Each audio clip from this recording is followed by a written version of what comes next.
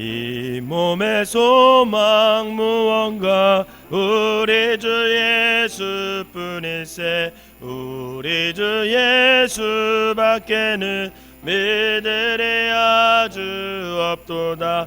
주 나의 반석이시니 그 위에 내가 서리라. 그 위에 내가 서리라.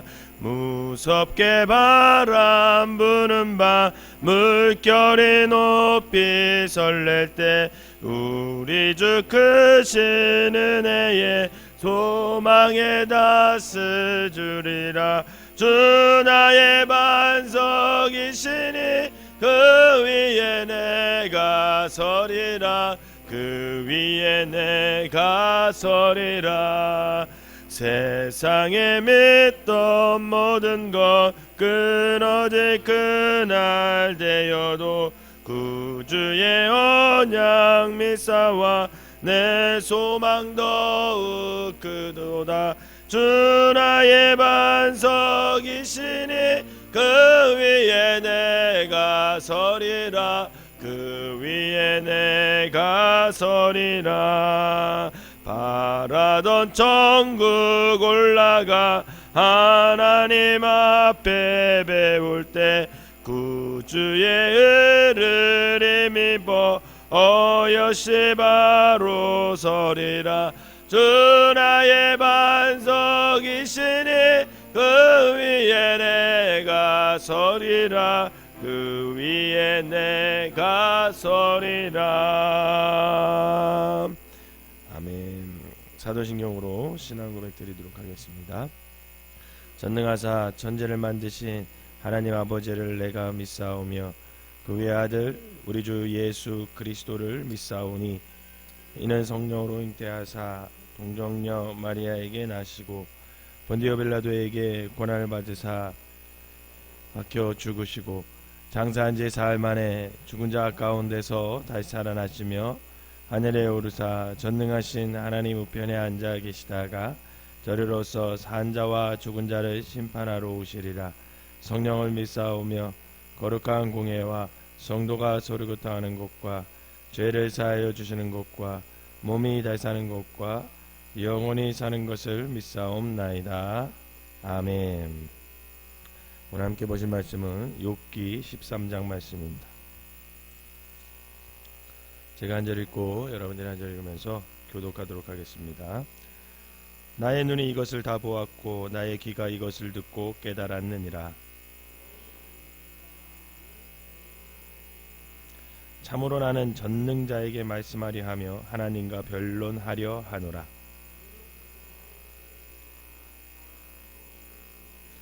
너희가 참으로 잠잠하면 그것이 너희의 지혜일 것이니라. 너희가 하나님을 위하여 불의를 말하려느냐 그를 위하여 속임을 말하려느냐.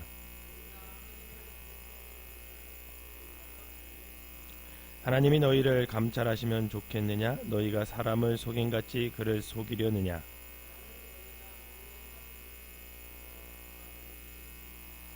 그의 존귀가 너희를 두렵게 하지 않겠으며 그의 두려움이 너희 위에 임하지 않겠느냐.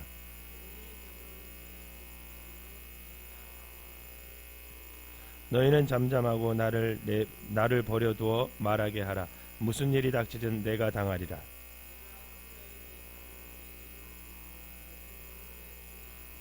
그가 나를 죽이시리니 내가 희망이 없노라. 그러나 그의 앞에서 내 행위를 아뢰리라.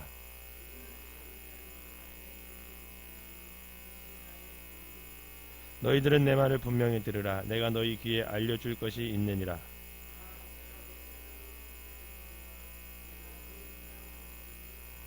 나와 변론할 자가 누구이랴. 그러면 내가 잠잠하고 기운이 끊어지리라.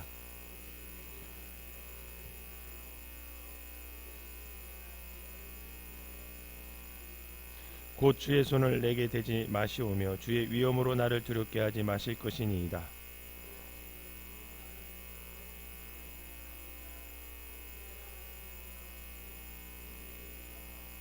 나의 죄악이 얼마나 많으니까 나의 허물과 죄를 내게 알게 하옵소서.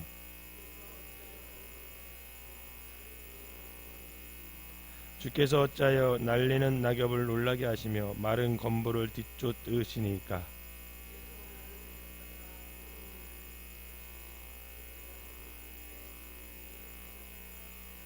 내 발을 차고에 채우시며 나의 모든 길을 살피사 내 발자취를 점검하시나이다. 나는 썩은 물건의 낡아짐 같으며 존목은 의복 같으니이다. 아멘. 이 새벽에도 하나님의 은혜가 여러분들과 함께 하시기를 주님의 이름으로 축원합니다. 오늘 본문은 자신이 당하고 있는 이 고난 속에서 단지 인과응보의 차원에서만 이해하려 하고 또 위로하는 것 같지만 실상은 정죄하는 친구들을 향해서 욥이 그거에 대한 항변을 하는 내용이 바로 오늘 본문입니다. 그럼 오늘 본문 2절을 한번 읽어보도록 하겠습니다. 시작. 너는 아는 것을 나도 아노니 너희만 못하지 않으니라. 아멘. 여기 보면 욥의 세 친구는 스스로 지혜자로 자처하면서 욥을 위로하려고 하였지만 그들의 생각은 이미 너희가 욥 너가 죄를 졌기 때문에 지금 벌을 받는 것이다. 잘못하면 벌을 받는 것이다. 라는 그 종교적인 틀 안에서 이미 갇혀버려 있었습니다. 그런 지식은 이미 욥도 잘 알고 있다라는 거예요. 니들만 알고 있는 게 아니라 그런 보편적인 진리는 나도 알고 있다. 그렇게 얘기하는 거죠. 그러기에 욥은 자신이 지닌 지식이 그들보다 결코 못하지 않음을 오늘 그 친구들에게 얘기하고 있는 거예요. 그러면서 그 욥이 계속 이야기를 합니다. 여러분 4절과 5절을 한번 읽어보도록 하겠습니다. 시작. 너희는 거짓말을 지어내는 자여 다 쓸모없는 의원이니라. 너희가 참으로 잠잠하면 그것이 너희의 지혜일 것이니라. 아멘. 사실 욥은 그 친구들 못지않은 종교적인 지식을 가지고 있었던 사람이었습니다. 그런데 그럼에도 불구하고 현재 그가 처한 상황은 그가 갖고 있던 종교적인 지식을 뛰어넘는 그런 고난을 그가 경험하고 있는 거예요. 욥과 세 친구들은 그동안 살아오면서 하나님 앞에 죄지면 벌받아, 이런 틀 안에서 늘 살아왔어요. 그건 당연한 거라고 생각했습니다. 지금 욥은 자신이 당하고 있는 고통의 이유를 알 길이 없어서 너무 힘들고 막막했어요. 그래서 그것을 좀 찾아내려고 하나님 앞에 계속 얘기하고 항변하고 때로는 자신이 태어난 것까지도 저주를 하면서 그거 이유를 계속 찾고 싶었던 거죠. 그런데 그렇게 갈급하고 있고 그 이유를 찾고 싶어하는 친구들을 찾아온 그 욥을 찾아온 친구들은 정작 욥의 아픔에 동참하는 법을 몰랐어요. 그들이 생각하는 최선의 위로책이 뭐냐면 자신이 알고 있는 지식을 가지고 욥의 상황을 판단해 주는 것이었지만 그것은 결국 욥을 정죄하는 것밖에 되지 않았다라는 겁니다. 그들의 그런 행동은 힘든 상황을 이겨내 보려는 그 욥의 마음을 더 힘들게 할 뿐이었어요. 그런 그들을 향해 욥은 오늘 뭐라고 얘기하냐면 너네들 그런 엄한 소리 하려거든 제발 좀 조용히 해라. 침묵하는 게 낫겠다. 그렇게 얘기를 합니다. 사실 많은 사람들이요, 여러분, 위로한다라는 거 있잖아요. 누군가를 위로한다. 그 위로한다라는 것을 말을 통해서만 가능하다라는 고정관념을 갖고 있어요. 그렇게 제한된 지식과 경험에도 불구하고 욥의 친구들처럼 자꾸 말로 그것을 담아내려고 합니다. 하지만 때로는 그 적절하지 못한 말은 오히려 오늘 본문에 욥이 보여주고 있는 반응처럼 아파하고 있는 상대를 더욱 아프게 하고 지치게 하고 그리고 결국 그 행동은 배려가 없이 보이는 그런 행동으로 비춰질 때가 많다라는 거예요. 그래서 때로는 침묵하며 묵묵히 곁을 지켜주는 것이 가장 최상의 위로책이 될 수 있다라는 것을 우리가 알고 있어요. 제가 우스운 얘기를 하나 예를 들어서 말씀을 드리면 제가 어렸을 때도 아니죠.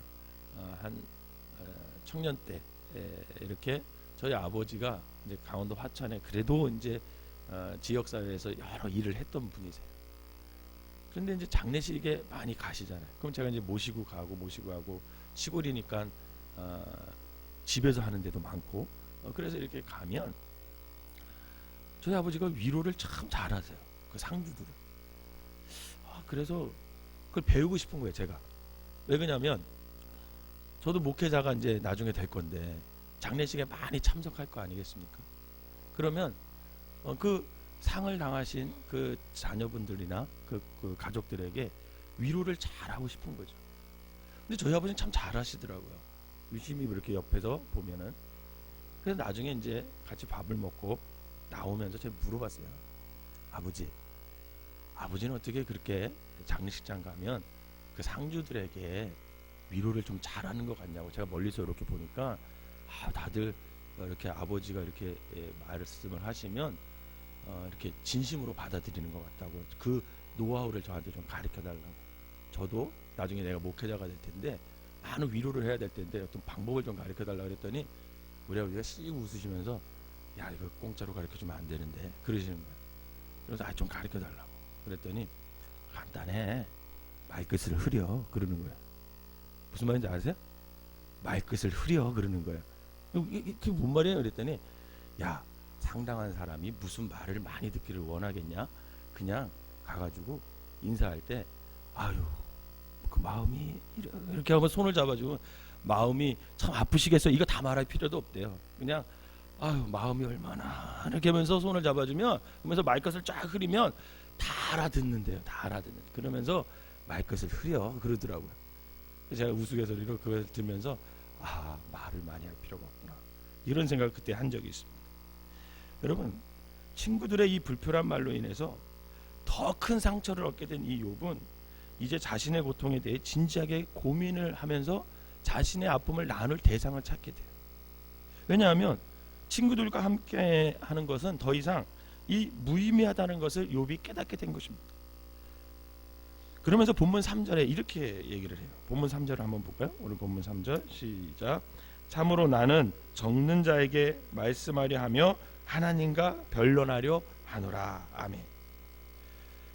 친구들의 말로는 전혀 위로받지 못한 이 욥은 다시금 하나님을 바라보면서 하나님을 찾게 돼요. 그러면 여러분, 욥이 찾은 하나님이 어떤 하나님일까요? 오늘 여기 보면 3절에 보면 참으로 나는 젖는 자에게 말씀하려 함이라 이렇게 나와요. 즉 욥이 찾은 하나님은 어떤 하나님이에요? 전능하신 하나님임을 믿으시길 바랍니다. 사실 친구들이 찾아왔을 때 욥의 마음 한구석에는 분명 그 찾아온 친구들로 인해서 용기를 좀 얻어보려고 했고 희망을 좀 발견하고자 하는 인간적인 마음이 있었어요.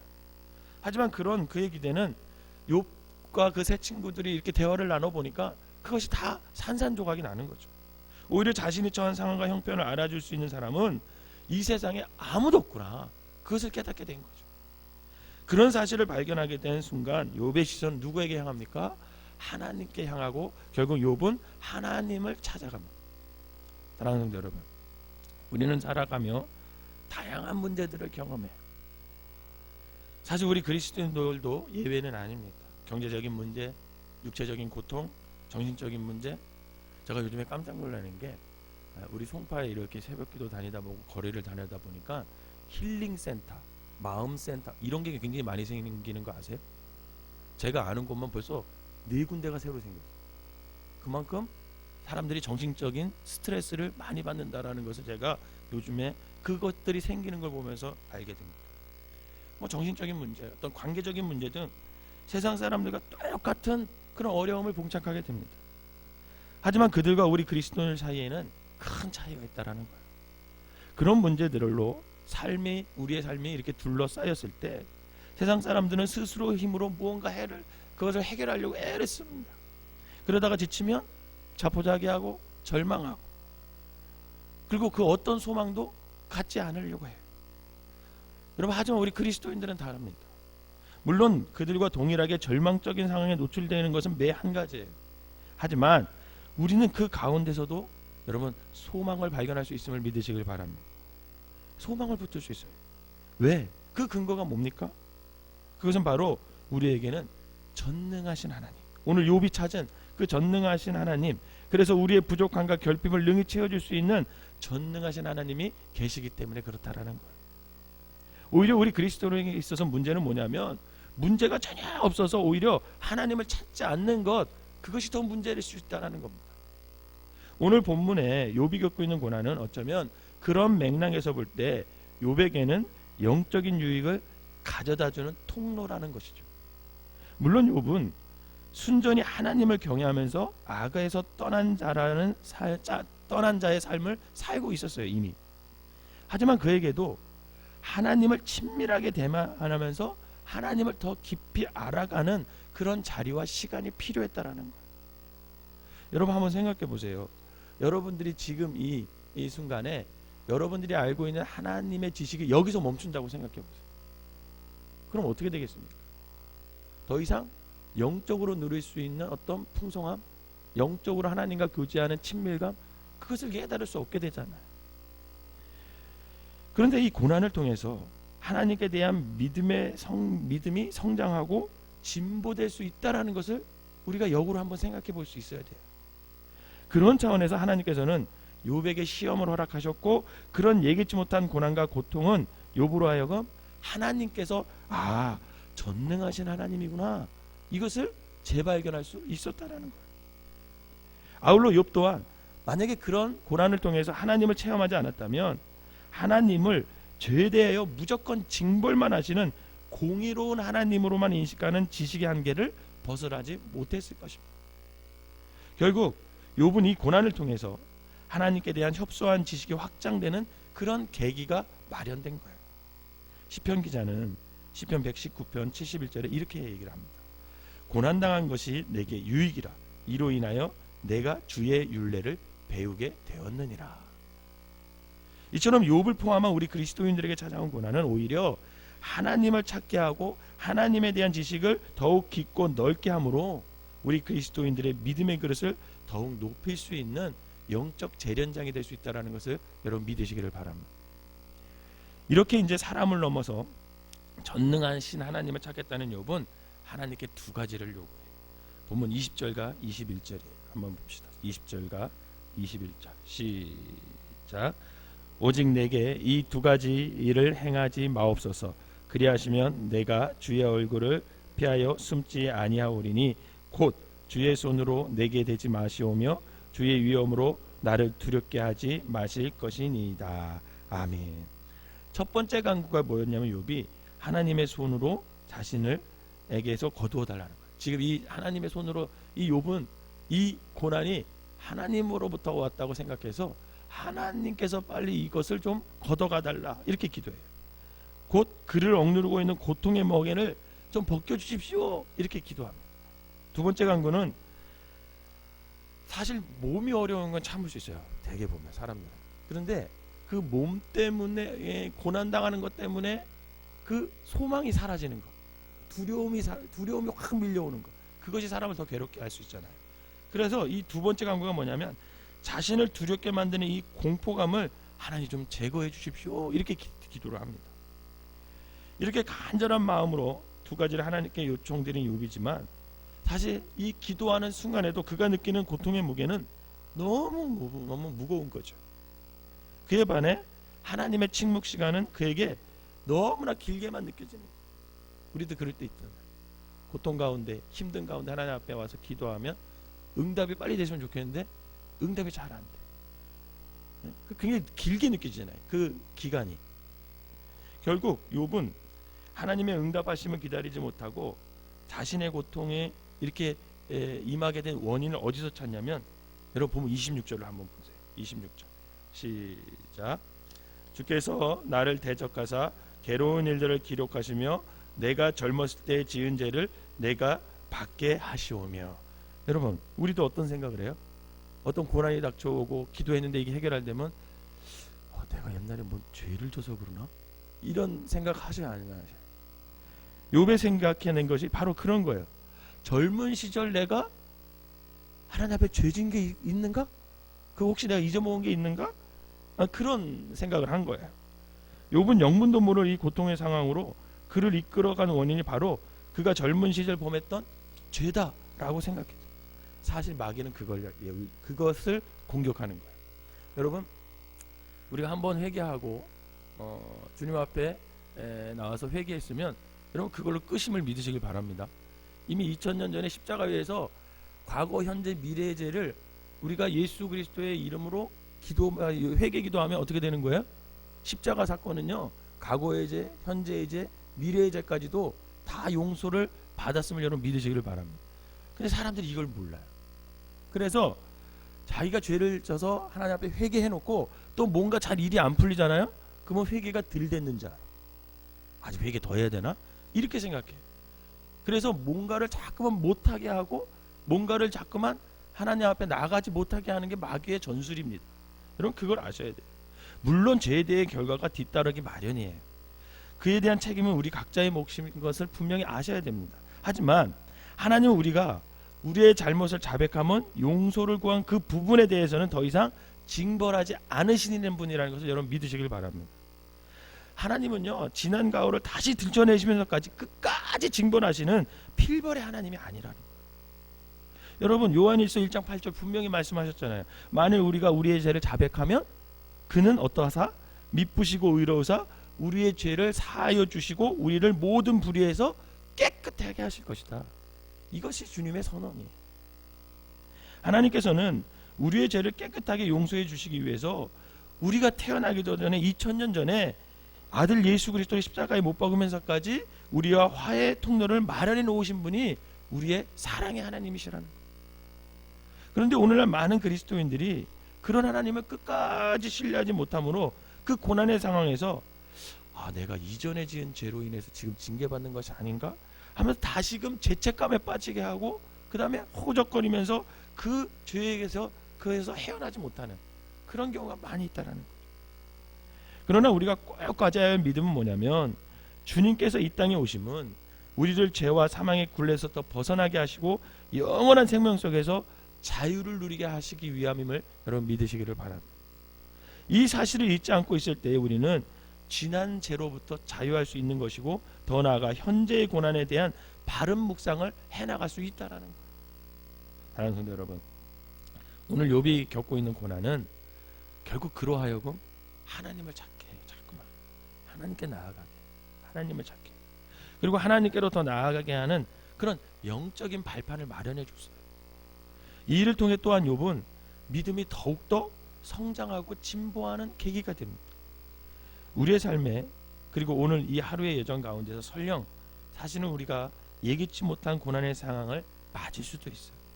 그렇게 맞게 되시더라도 그것은 지난날의 우리의 가오에 대한 하나님의 징계가 아니라 오히려 우리의 믿음을 정금같이 만들어 주시기 위한 하나님의 배려라는 것을 여러분 잊지 마시고 그런 여러분들이 되시길 바랍니다. 아울러서 진정한 위로는 말이 아닌 침묵 속에서 더 깊이 이루어짐을 잊지 않으심으로 진정한 위로자의 삶을 살아가는 저와 여러분 되시기를 주님의 이름으로 축원합니다. 기도하겠습니다. 사랑과 은혜가 충만하신 하나님, 오늘 우리가 겪고 있는 어려움과 아픔의 상황은 이전 우리의 죄에 대한 징벌이 아니라 우리로 하여금 더욱 하나님을 아는 온전한 지식에 이르게 하는 영적 발판임을 잊지 않게 하여 주시옵소서. 현재의 고난은 오히려 우리의 협소한 지식이 확장되고 믿음의 진보가 있게 되는 영적 학습장임을 깨달아 절망 속에서도 소망을 잃지 않는 이 새벽의 모든 성도들이 되게 하여 주시옵소서. 더 나아가 섣부른 지식과 말로 타인을 위로하기보다는 침묵 속에 함께 아파함으로 진정한 위로자의 삶을 살아내는 귀한 삶들이 되게 하여 주시옵소서. 이 시간 귀한 예물을 드린 손길마다 주님께서 축복하시고 저들의 삶 가운데 아버지 어려움이 있다면 그 어려움 가운데서도 하나님과 친밀한 관계를 쌓을 수 있도록 더욱더 주님께 나아가는 삶이 되게 하여 주시고 참된 위로자의 삶을 살아가는 믿음의 사람들 되게 하여 주시옵소서. 우리의 진정한 위로자가 되시는 예수 그리스도의 이름으로 기도하옵나이다. 아멘.